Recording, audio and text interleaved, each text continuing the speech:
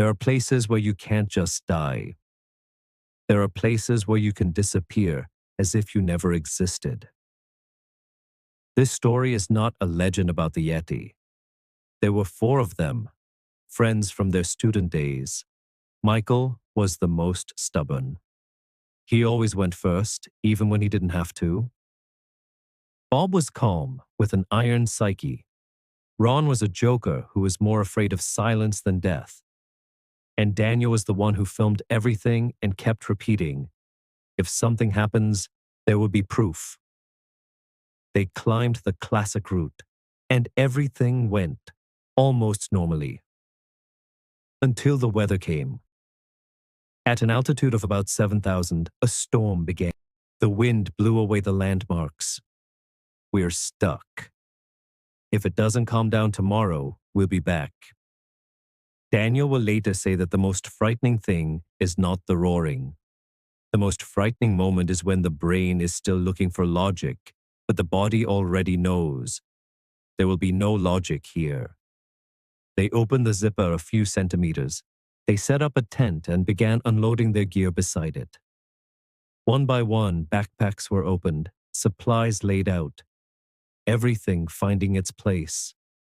Soon, a small fire crackled to life, and they gathered around it, talking, laughing, watching the light fade as evening slowly settled in.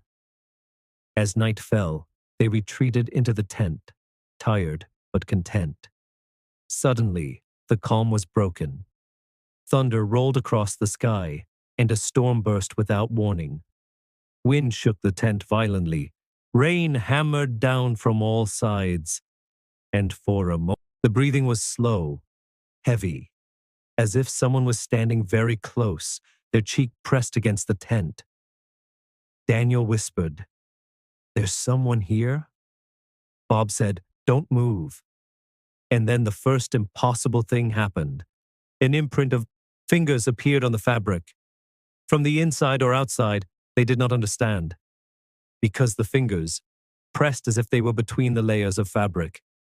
"Where are you?" They froze. "Is it? Bob, is it you?" Bob replied, "I'm here, moron." Voice, "Bob, where are you?" It repeated his name, but it said it as if the word was touching his tongue for the first time. Daniel says that at first, he thought it was a person in a white jumpsuit, and then he saw the hands, long, disproportionate. The fingers are not claws. The fingers are like a person's, only as if every joint is not where it should be. It didn't roar. It just looked and smiled. No, it wasn't a smile. It was copying a human expression. "Back," said Bob. Bob didn't even have time to strike with an icebreaker. It made a short movement, and Michael disappeared. He didn't fall. He didn't run, as if he'd been pulled into a black hole. And the scariest thing, when he disappeared, the snow didn't rise. There was no struggle. As if the mountain simply accepted him. Ron, "It's him. It's Michael." Daniel, No, listen. He doesn't say that." Ron rushed into the storm, tied to a rope. Bob rushed after him. Daniel held the end of the rope, like the last thread of reality, and then the rope tightened. Not like when a person falls. It tightened evenly, smoothly, as if someone was pulling it with 2 fingers, without effort. But the rope went into the snow. He saw a crack in the ice, and he fell there as if into a grave. I am here. If someone finds, Footsteps were heard from above, not running, not searching, patrolling. Then a rustling, as if someone had laid down on the edge of a crack, belly up, and lowered their head inside. "Daniel, come out. We're downstairs. It's warm here." Daniel answered, No, you're not Bob."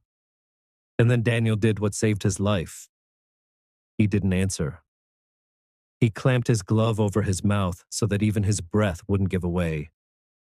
It tapped on the ice like a person taps on a table in anticipation. It seemed to say, I know you're here. I'm just giving you time to surrender. And then he heard a scream he couldn't describe in words. Daniel immediately understood that it was his friends screaming in fear.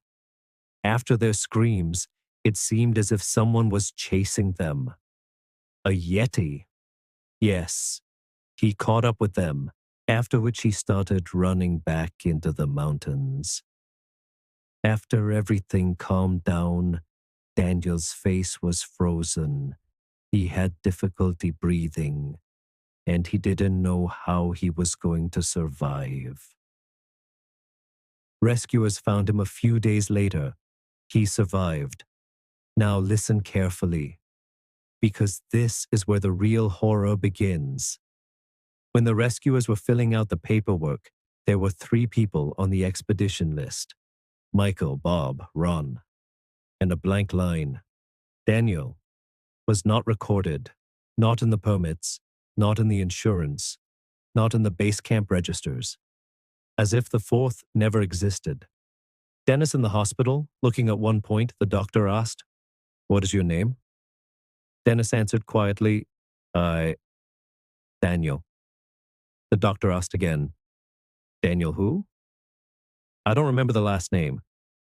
He didn't remember, but he knew their voices, their jokes, their fears. It was as if someone had put memories in his head, like stones in a pocket. And then he said one sentence that he couldn't know.